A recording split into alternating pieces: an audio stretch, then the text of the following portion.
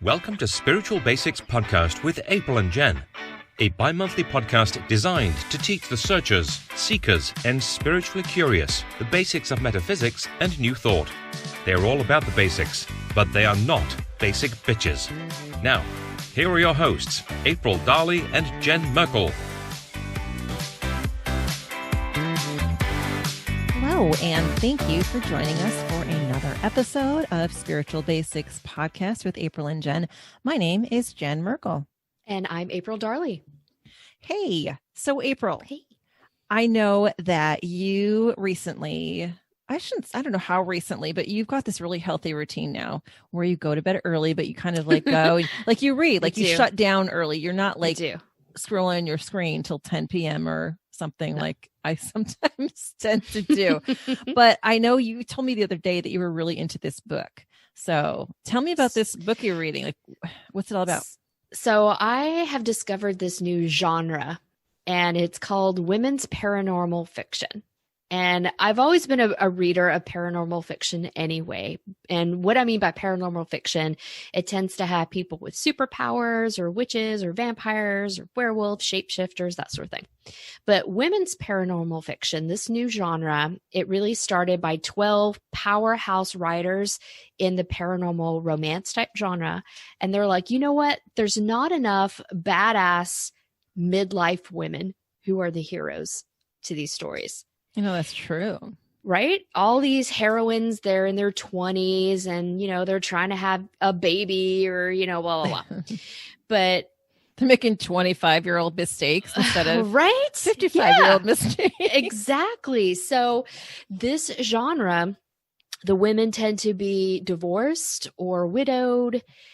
Their kids are grown. They're not even necessarily thinking about romance. They're coming into their own power and really exploring this new phase of life. Plus, they're being badasses. So I'm really loving this genre. That's fantastic. Yeah. Who are some of the authors that you are right reading? Off, Elizabeth Hunter, Kristen Painter, K.F. Breen. I think Shannon Meyer is another one. There's just big powerhouse authors. Wow. And those are just a few I can remember off the top of my head. But I realize I've been reading so much because when Jen says I kind of go to bed early, we're talking like I shut everything down at 7:00 and I read for 2 or 3 hours. Yeah. It's going to bed. It's not going to sleep. Right. I've got a Himalayan salt lamp. I've got a sound machine going on, and I'm just reading my fiction books. So I've been spending $50 or $60 a month on books since quarantine, right? This has not been this is like a COVID habit, right? So I just this month joined Kindle Unlimited. Nice. Yeah. So I expect to explore new authors and save a ton of money. So it's a win-win. That's cool. Well, I have a cool story to share. What? Do tell.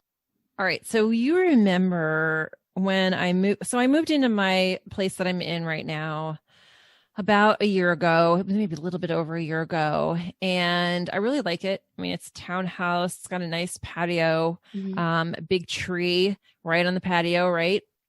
Nice shade and just, I've been talking on the podcast before about how I connect with trees and how their energy really resonates with me. And I think I told you about this too back 2 or 3 weeks after I moved in. I found a clear quartz point, like a really little one. Okay. Talk about that. And it's like the size of my pinky, like the tip of my pinky, like the 1/3 part of my pinky. And it was really little. I found it at the base of the tree. And I was like, oh, wow. Because when you get a little nugget like that, you kind of get like, oh, wow, the person who lived here before me was of like mind. And the fairies wanted me to see this. The fairies, for sure. I usually say it's a gift from the fairies. Yeah, exactly. Well. So obviously it was. And I was like, oh, this is awesome.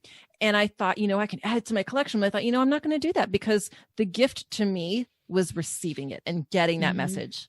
And so I decided what I was going to do is put it back in the tree. And the tree has like a huge trunk, and then it goes up and about maybe 6 feet high. It splits off into two large branches, but like for the base of the tree. So it's kind of like a Y. So I stuck the crystal right in the middle of that Y because I knew as the tree continued to grow, it would envelop that and it would be in the inside of the tree and be part of the tree. And I thought, you know what, the tree can have the crystal. Again, the gift to me was just, getting that. And I thought it was really cool. And I think about it every once in a while. And I remember thinking, well, whenever they chop that tree down, whenever that might be, then someone's going to have a surprise when they run into that crystal because it's not made of wood. But anyway, I didn't give it much thought until last week ago. I came home from work and my huge tree was in pieces all over my patio and outside the patio because it was huge. I sent you pictures. Yeah, I can't believe they did that. So upset. I didn't get any notice about it. I feel like I'm mourning for the tree. Yeah. Makes sense. I just felt, and there was a big stump left over, but they have come back and they've removed the stump and the tree is completely gone. Oh. And it's just really sad because that was one of the parts that I really loved about this place. I think this was the best apartment in the area because it had that big tree. Now the tree is no more. And all in its place was just like piles and piles of, it looks like sawdust, but it's bigger chunks. So it's like chips of wood that look like sawdust. And it almost looks like a huge sandbox full of sawdust. Wow. And I was like, oh, this is a bummer. So now I can't just like Karma out there to go to the bathroom anymore because there's really no ground for her to go on. It's just a bunch of sawdust. So I take her out on the leash. And just a couple nights ago, I came back from taking her out and it was dark. And you know how like when you're walking and you just see something out of the corner of your eye, like, what was that? And I saw a sparkle out of the corner of my eye and I looked down in the sawdust, in this huge pile of sawdust, needle in the haystack kind of deal, was the clear quartz. Oh, wow. So I feel like the fairies acknowledged that I was mourning the tree and really their home. And they left it for me. And this time I'm keeping it. I know they wanted me to have it. So I thought that the fact that I found it in the first place was beautiful, but the fact that I got it back this way, I just thought was really nice. I really wanted to share. And I will say there is a little bit of a chip on one side. It's a quartz point and there's like a chip. It looks like it was broken. So it was probably hit with the saw or something like that. Pretty amazing because really, like I said, there's a lot of sawdust out there. Yeah. So I wanted to share that because I just thought it was a nice story. Yeah. Gifts from the fairies. I love those. I found a quartz point in front of my door in this apartment as well. Wow. The first year I moved here. So they're out there, people. If you find a random quartz, thank your local fairies. Yes. So this week we are talking about ancestors and, the show is premiering on November 12th, which is about a couple weeks after a lot of the holidays that celebrate ancestors and such. But we also can do this any time of year. And, people are listening to the podcast at other times of the year too. So just wanted to talk about ancestors. Actually, something that's been on our list to talk about for a while anyway. Right. So, if you can have Christmas in July, you can do ancestors anytime you want. Yeah. And actually, it's true to honor our ancestors at any time. I think it's appropriate. And we're going to talk about a whole bunch of that in a minute. One thing I wanted to mention that in some of my research, I did visit a couple websites to get some information. One of the sources is Wikipedia, and another one is Gaia.com. To keep in mind, ancestors don't just necessarily mean our deceased loved ones. And a lot of the time, a lot of the sites that I went to when I was researching, it kind of assumed we're just talking about like our grandparents and maybe our great grandparents that we remember. But it goes back much farther than that. It goes back through our bloodline, through our DNA, but also our spiritual DNA. So there might be people, ancestors that we aren't directly blood related to that had a strong spiritual influence on us or are part of our soul families. And what the soul family is are people that you are related to in multiple lives or that are part of your experience in multiple lives. For example, April and I are so close. I think we were probably sisters in past life, at least one, or we had some kind of relationship in the past. I know with both of my children, I've had them as part of my soul family in the past. So April, do you have anybody that you can think of who is part of your soul family? Oh, absolutely. And I've been fortunate enough that I remember so many of my past lives. And so I'm able to pinpoint several of my classmates in med school. It's like, oh, you were my child. I was married to you. You were my sister. You actually murdered me in a past life. So that's been a lot of fun. Absolutely. And another thing too about soul families is, so when you go to past lives, you aren't necessarily always the same gender that you are in this life. Mm-hmm. So you might have someone who is your husband in this life, but he was your sister in a past life. When we're talking about ancestors, we're talking about that whole big umbrella. Something about ancestors too, their imprint is on our DNA and part of our spirit. So when you talk about DNA imprints, if you want to get all sciencey with it, you have something called mitochondrial DNA, and that is carried in the DNA indefinitely through your genetic line. And mitochondrial DNA is typically through the maternal genetic line. So maternally, you can trace it back thousands of years to see your female ancestors. At least you can trace the DNA from that piece. So there's a lot of scientific exploration right now about that we may carry fears, passions, and experiences of our ancestors through this genetic link. There have been animal studies with worms and mice about, especially the mice one. So I'll just give you the Cliff Notes version on the mice. So there was a mouse who, and I don't love animal experimentation, okay? Disclaimer, don't love that. But they slightly poisoned some berries of this pregnant mouse that she ate, and she gave birth. She got sick. She did not die, but she gave birth. And then once they were able to wean off little baby mice, they separated them from the mother and introduced these berries to the new baby mice. And the baby mice did not touch them. So they could conclude that there must be something in our DNA, something that would warn those baby mice not to eat this poison berry. They had no experience with this berry, had never seen it before, but they didn't touch it. But yet mom got really sick eating this berry. And with worm studies, they were able to do something similar through 14 different generations of worm studies. And if you look at the DNA of Holocaust survivors, their grandchildren show certain genetic markers of starvation, even though they themselves have never been starved in this life, but they're carrying certain genetic markers and that trauma from their grandparents who suffered in the concentration camps. So often we have children that repeat patterns that their parents had, that repeat patterns that their parents had, that keeps coming down throughout the line. So I totally believe that. Some people do believe that we carry our ancestors' pain as well as their prayers. There's a concept called genetic cellular memory. If you have a flash or a flash of a memory, like, for example, I said, I remember my past lives. To some people who don't believe in that, they might say you've just activated a cellular memory from one of your ancestors. So that's why you may be drawn to a particular place or have a particular memory that's not your own. You've just activated something in that ancient DNA. I did not know that's a cellular memory meant, but I totally feel that because myself, having Swedish heritage, like I totally get that. Like I can feel that. I don't feel like I've ever lived in Sweden or anything like that, but I do feel that connection.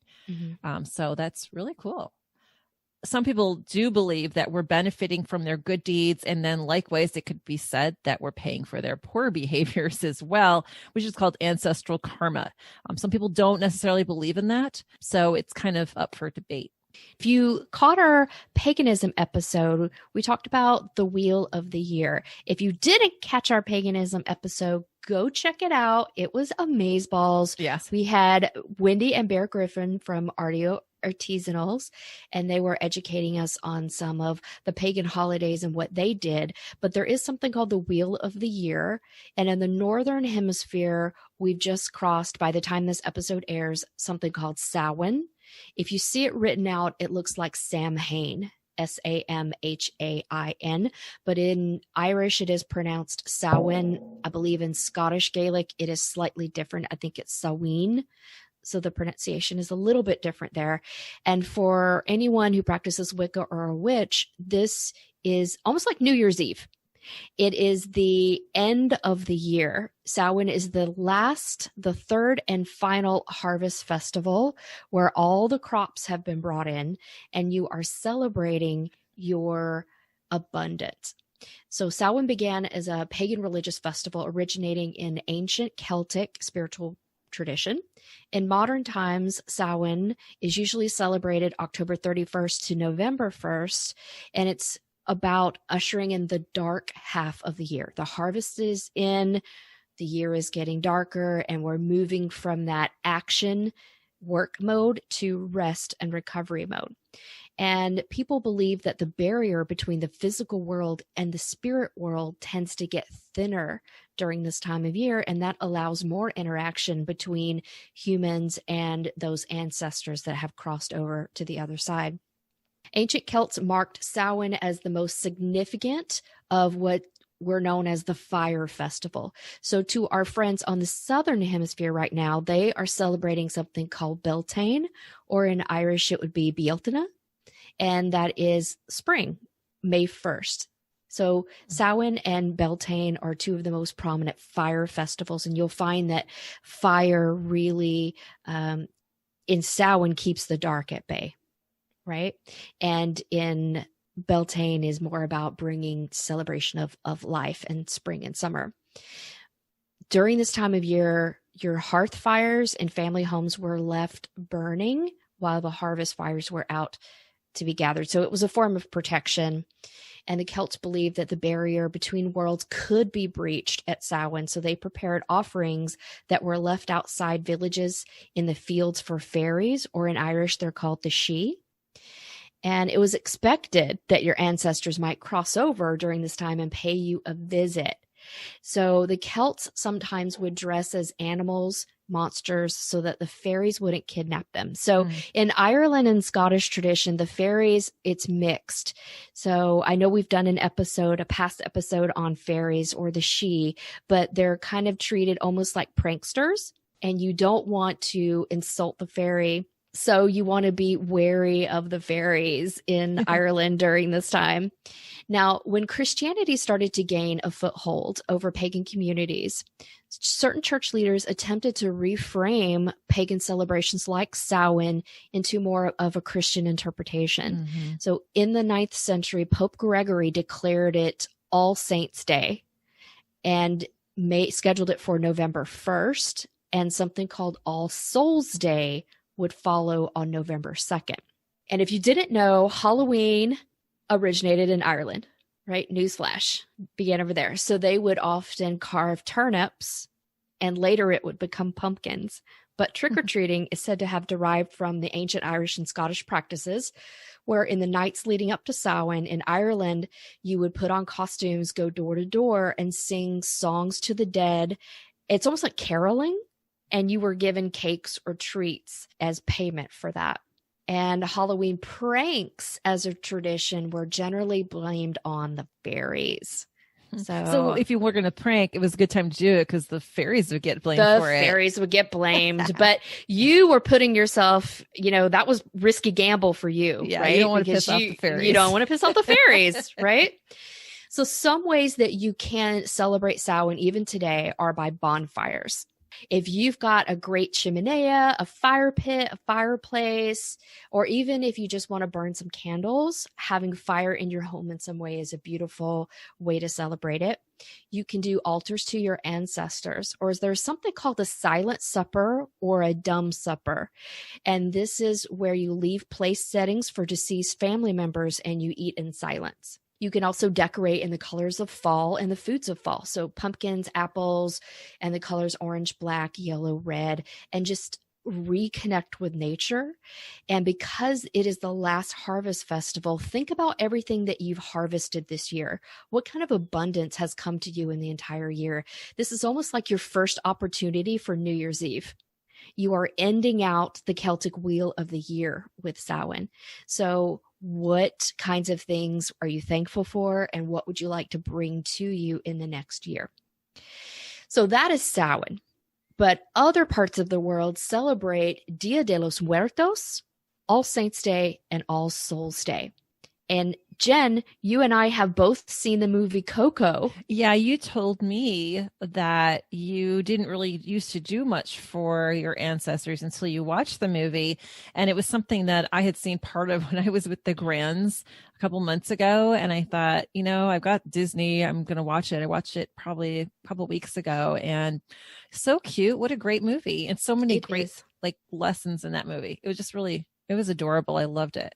I did too. And I cried a little. I'm not ashamed to admit it. I cried a little in Coco. There's another movie called Book of the Dead, which I guess is very similar, that I haven't seen yet. So I'll put that on my list. But it's through the movie Coco that I started to build an altar through my dad, that I really connected with that. And I thought it was such a beautiful tradition. Mm-hmm. But All Saints' Day, All Souls' Day, Dia de los Muertos, they're all slightly different. And until we did research for this episode, because I didn't grow up Catholic or I'm not from a Latinx culture, this was a little bit new to me as well. So I want to go over to some of the distinctions. So you also have something called Dia de los Inocentes, and they all differ slightly on who they honor. So November 1st is considered All Saints' Day and Dia de los Inocentes. So All Saints' Day is for honoring saints and martyrs. And it's sort of like a multi-feast day, not just for Catholicism, but other sects of Christianity, such as Methodist, Lutheran, Protestant. All Saints' Day and All Souls' Day, some people may not think of the word celebration as a party, but it's a day where you attend Mass, you really have reverence and remembrance for the saints, the martyrs, and you pray for the departed. So some people choose to light candles, visit the graves of their departed. You may light incense. You may do grave maintenance, as in repairing grave markers. The cemeteries, decorate the grave with flowers. So El Dia de los Inocentes, or El Dia de los Angelitos. So excuse me for my accent if it's It was not actually perfect, really good. but I'm trying. Thank you. Muy bueno. Gracias. It's for honoring and welcoming the souls of children who have passed on. And these children were called little angels. And I think that's amazing. And I think any mother that has ever lost a child would be okay with that, right? Celebrating that their little one has passed on. So November 2nd is considered All Souls' Day, or Dia de los Muertos, and All Souls' Day is honoring the faithful departed. And for some faiths who have a concept of purgatory, it's for respecting those that may be in a purgatory type situation rather than have passed completely on to the other side. And Dia de los Muertos is honoring and welcoming the souls of departed loved ones. So although Dia de los Inocentes and Dia de los Muertos are a little bit different, they do celebrate the lives of deceased, and they're welcome back for a visit. So what you're saying is All Saints' Day was specifically about the saints, and All Souls' Day is specifically about basically deceased loved ones. Just so you know, some cultures kind of combine it and do both on November 1st. So myself, I grew up as a Catholic, and, we would go to church on All Saints' Day, and we would celebrate the saints, especially in Mass, but we would also remember our departed loved ones. We didn't celebrate All Souls' Day. That was something that I saw on a Catholic calendar. I didn't even really know much about it, but again, I've talked about my Catholic upbringing and how it wasn't, a devout Catholic upbringing, which is fine. So just so you know that there's all different kinds of ways to celebrate it as well, of course.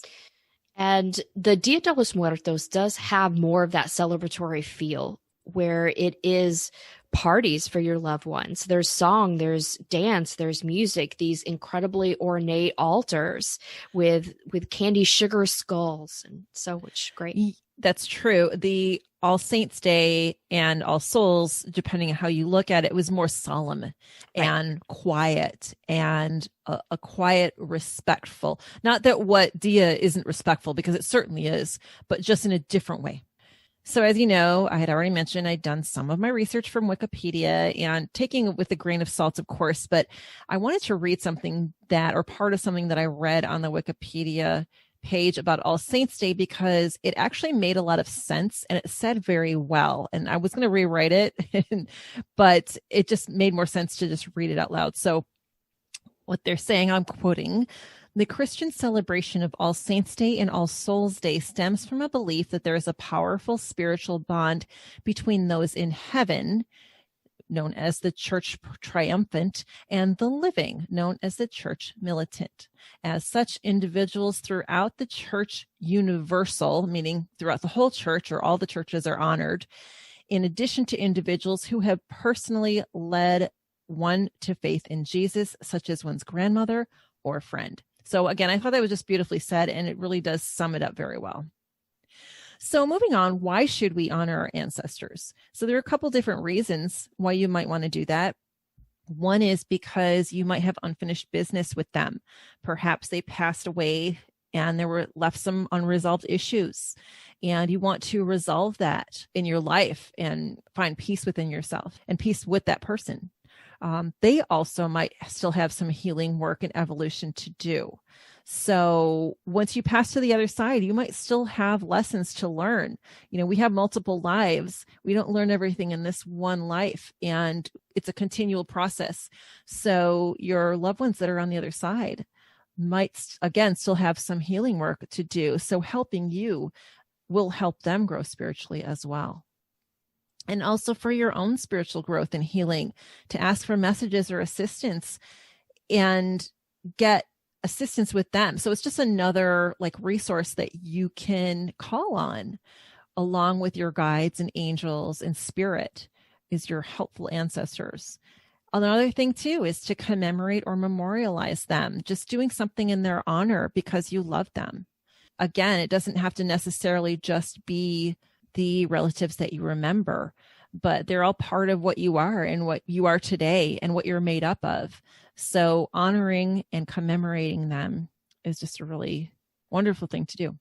When I say I said helpful ancestors a minute ago, and what I mean by that is usually your ancestors will be supportive and helpful, but you probably have some ancestors in your past that might have been a little bit more devious, maybe not so helpful. So when you're working with ancestors, at least for me, I like to call on specifically helpful ancestors. I like to call it that because it's really for my greatest good, right? You want to call on those who are going to help you for your greatest good. And April, you worded it a few minutes ago when we were chatting. How did you put that exactly?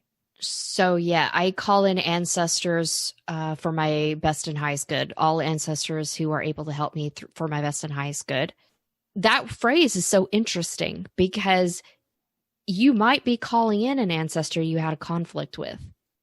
But if it's for your best and highest good, maybe now's the time to work through that, because that ancestor may have passed away and there's no forgiveness. Or you mentioned earlier some unfinished business. The unfinished business could be that they are very sorrowful for how they treated you, and they might come back to you asking for forgiveness. So that might be a bit of unfinished business. So if it's in my best and highest good, my soul evolution, I'm going to trust the God, source, creator, universe to help those ancestors come in and what I need at the moment. I think that's beautiful. So why would you want to contact them? There are many different reasons. You might call upon them for help. So especially something you're trying to learn or do. For example, let's say you have started making some jewelry and you want to sell it online. Call in one of your ancestors who was a merchant, or someone who maybe did sell jewelry, or someone who was involved in the market back in the day. You know, you don't necessarily have to know them personally, but just call them in that way. Gaining wisdom, finding karmic balance. We had already talked about that earlier. And then just for protection and guidance. Again, just another resource for another spiritual resource for you.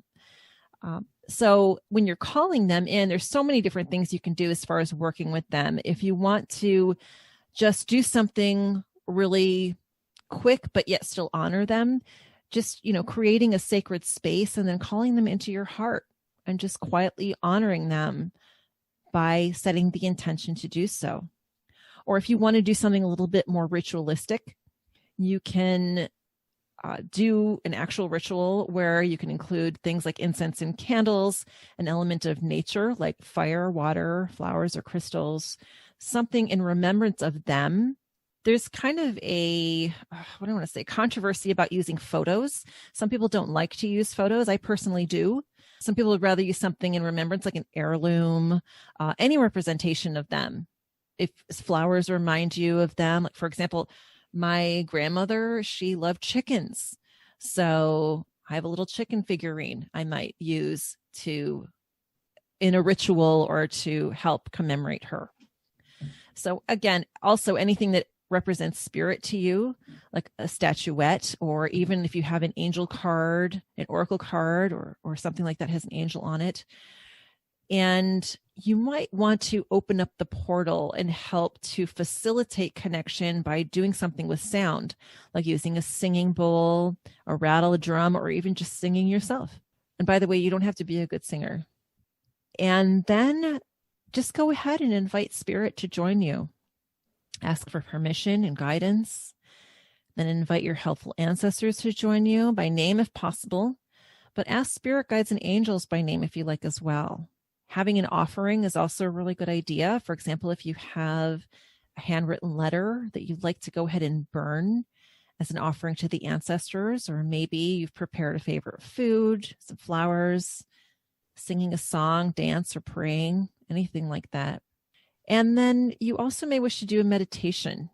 So depending on what your goal is, if you wanted to ask them a question, ask them for advice. That's actually how I connect with a lot of my ancient ancestors that I have, Native American or even from different continents. I've called in some that look like they were a Peruvian or Colombian. It's like really ancient ancestors that my knowledge that there's nothing in my modern ethnicity that would lead to that place. But these are ancient ancestors that have come to me through meditation. And also, you can do a meditation just stand alone, not even as part of a ceremony like we're talking about right now. Mm-hmm. And if you want to get to know who your helpful ancestors are, meditation is a fantastic way to do that. Also, during that meditation, you can ask them for protection, again, whatever your goal is. And then when you're all done, make sure you close the ceremony. Don't leave that open energy out there hanging out for whatever might happen, just to help kind of bring it all together. Thank spirit, your guides, your angels, ancestors, whoever has joined you for their presence, and do a little blessing to close it. Again, don't leave that energy open. And then go forth and reflect. Be open to whatever might come to you, because if you've done anything like this, even with meditation, even though you close it up and you're done, throughout the rest of the day or the next couple of days, things might start coming to you because you are opening that connection. So things will still keep coming to you. So have a journal nearby and note anything that you might have found, anything that you might have learned, anything that comes to you. So quick question for you, April. You mentioned putting food out like on an altar, but a lot of people want to know, like, what do you do with that food once you have it? Like, should you eat it? Should you throw it out? What do you do? So that's a great question. And it depends on how long you've got your altar out. If you've got like a permanent altar and you're putting food on there, you're going to have to keep replacing that food. Otherwise, you're going to get flies and all kinds of unsavory things. Yeah. So the point of food is an offering. Dogs, Right? Dogs, right? I don't dare with Bella, my dogs, right? Oh my gosh, my dog. Oh my gosh, she's crazy. Anyway. But if you've got food out, it does need to be replaced frequently. And you do not want to eat that, because what it said is the spirit of your ancestors, that's their food to consume. And it's almost like leaving gifts of food for the fairies is they sip the energy out of it, right? Right. It's like they have the essence of it. They enjoy the essence of it. Yeah. Right. So you can leave that food out for the animals if it's still edible and safe for the animals and you're near a woody area. You can leave that out for them to enjoy it as well, or just throw it away, but you don't want to consume the food. Like, for example, my dad, I left him a Baby Ruth bar on the altar. It was a wrapped Baby Ruth bar, but Okay. was it still good? You know, theoretically, somebody would say, sure, it's a Baby Ruth How bar. bad You your just pop chocolate that, craving you is, know, I guess. pop that open. But it's like, no, it's like, I'm not going to drink any alcohol I leave out there. I'm not going to eat any. That's the offering for my dad, my ancestors. So that does need to be disposed of after your altar is finished. And if it's a permanent altar, then you would need to replace that frequently. So one thing I would add probably is if it's time to take that down from your altar, before you just whisk it away, just do a quick little mention to whoever you're honoring. You know, just thank them for their presence again, and kind of do it in a respectful way so that you're acknowledging that this was for them, that they're done with it now, and maybe even replace it with something if you want, but just to not just whisk it away and toss it in the bin, right? Just do it a little bit more, I don't want to say ceremoniously, but again, ritualistically, just something respectful. So you can also, instead of doing a ritual, you can just set up an altar that you can have up whenever. It can be in conjunction with one of the holidays we just talked about, or maybe you can put one out because your grandfather's birthday is coming up, or you can just have one out there 24/7, 365, which is what I do. And just putting some things that remind me of my ancestors. Just please remember, you probably don't want to put it in a bedroom where you sleep, because it does bring in their energy, and you want to make sure you get a restful sleep. And if you have that altar in there, it'll kind of be a conflict to that. Also, just remembering the lives of your loved ones, their hopes and dreams and little quirks that made them unique is another way to honor them. Preparing their favorite foods, telling stories about them, feeling their presence around you, or just recognizing the impact they've made on your life. You mentioned earlier about some people are kind of weird with photos. I am weirded out by having pictures of people on my walls. As I'm saying this, I'm staring right at Jen's background, where she has an entire wall of her children, a wall of children on the background. But for me, it's like completely creepy when I walk into somebody's house, they've got this wall of photos. So I have no pictures of people on my walls, nor will I ever, because I don't know if it's goes back to my mediumship experience, but I think even before I opened up as a medium, I just found it unnerving and unsettling. So I don't have a conscious memory of something like that happening, but I just don't like it. So sidebar, when you were growing up, did you have pictures on your walls like that or no? Maybe that's why. And my grandmother was Native American, and I don't know if it was something from her. And I think maybe we had one or two on the wall, but it's not like some people that have like the entire wall or walls of it in multiple places. But for some reason, it just gives me the creeps. Interesting. To see people staring at me. So after I saw Coco, I love the ofrenda concept, right? The altar concept. So my dad did pass away in April 2018. And I saw Coco later that year, or the following year. I think this will be the third altar I've done. So I must have seen it later that year. So I do have a picture of my dad. And I read that you need to have pictures of the deceased only, not pictures of you and the deceased together. So you don't want anybody who's living on your ofrenda. So I had to look and make sure that it was just a picture of my dad, not like me and my dad. And then in my dad's mortal life, he was an alcoholic and a diabetic, and he had a sweet tooth. And the man loved his alcohol, and the man loved his sweets. And I have inherited his sweet tooth, right? So in his altar, I put candy, I put alcohol, picture of my dad, a candle. And my dad was very connected to nature. I swear he's got fairy blood. He was so much better with animals and plants than he ever was with people. So he really loved oak trees. So I put a couple of acorns on that altar as well. And that's what I do for my dad. That's beautiful. Thanks. How about you? for me, I've talked about my Swedish Christmas tree, which I'm going to be putting it up pretty much as soon as I move. So it'll be up really early this year, but it's okay. I don't care.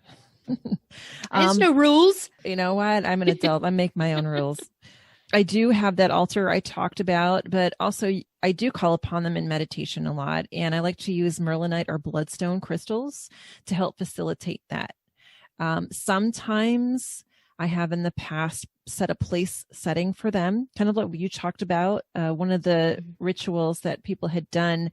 So what you can do is if it's Christmas time or any big family gathering is set a place for them or have an extra chair at the table and welcome them there, and their spirit will be there, I guarantee.